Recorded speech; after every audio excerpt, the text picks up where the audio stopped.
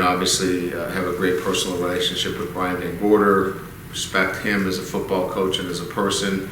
You can see that he's, getting those guys lined up, getting them to play fundamental football first and foremost, and it's just a matter of recruiting and time and getting those guys to the level where they can compete in the MAC. So again, each and every week in college football, it's about preparation and getting ready to play.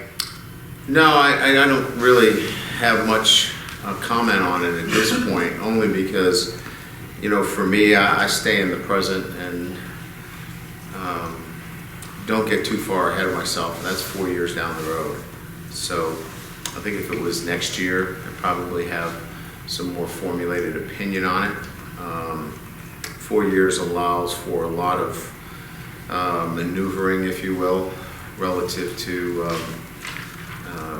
negotiations and talking back and forth amongst the NCAA and universities. So I think there's plenty of time for dialogue.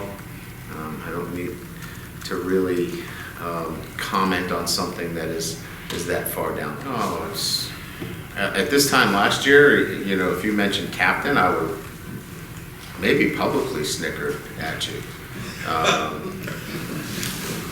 He just did not have any of those traits developed, and he's developed them because he's wanted to put himself in that position, and I couldn't be more proud of him.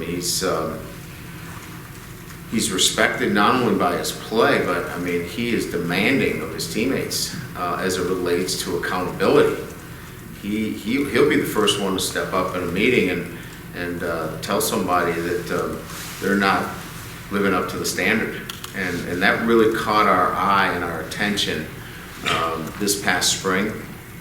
And then him having his own SWAT team and holding his team accountable, it's really been, that transformation has been as impressive for one person to move himself into a leadership position that I've seen in my time. I think in some areas he's made really good progress. I think there's room for improvement in others, but I could probably say that about a lot of players. But again, and I think we all know this, the spotlight is on the quarterback. So the scrutiny on him is 10 times on him than it is on other positions. And he knows that. But if you're asking me, where is Ian in this process, I'll go back to what I said last week, is that he just finished his 13th, going on his 14th game. So we want to continue to see steady progress in him seeing the field, making good decisions as it relates to protections, our RPOs, and we're not seeing it go the other way.